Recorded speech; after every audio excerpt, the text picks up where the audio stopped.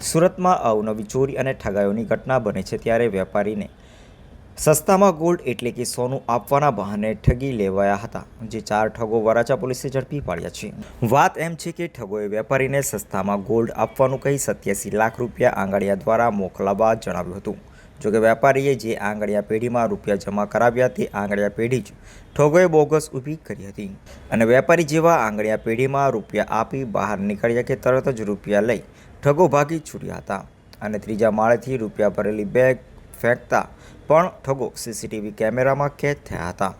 બનાવને લઈને વેપારીએ વરાછા પોલીસ મથકને જાણ કરતા પોલીસે ત્વરિત તપાસ હાથ ધરી 4 ઠગોને ઝડપી પાડી રોકડ 5 લાખ રૂપિયા કબજે કર્યા હતા, જ્યારે અન્ય ઠગો અને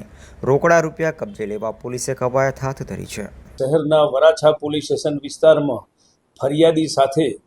સસ્તામાં કસ્ટમમાંથી મળેલું સોનું સસ્તા ભાવમાં આપી અને છેતરપિંડી કરવા અંગેની ફરિયાદ વરાછા પોલીસ સ્ટેશનમાં નોંધાયેલ છે। સમગ્ર ઘટનાની હકીકત જોતા આ કામના ફરિયાદી પાસેથી આરોપીઓએ પોતે ગુનાહિત કાવતરાના ભાગરૂપે આંગળીયા પેઢી દર્શાવી અને કસ્ટમમાંથી મળેલું સોનું સસ્તા ભાવે આપવાનું વાત કરી અને ઓછામાં ઓછું 1 કિલો સોનું લેવું પડશે અને એના ઉપર ડિસ્કાઉન્ટ આપી અને ફરિયાદી પાસે 87 લાખ રૂપિયા વરાછા વિસ્તારમાં એક આંગળીયા પેઢીમાં તમે ચૂકવી દો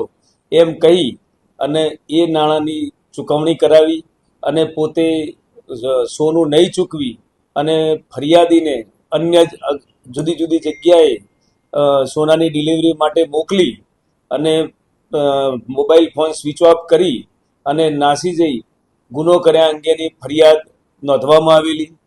આ કામે વરાછા પોલીસે ગુનો નોંધાતા તપાસ હાથ ધરી કુલ 4 આરોપીઓની ધરપકડ કરેલ છે અને હાલ તપાસ ચાલુ છે।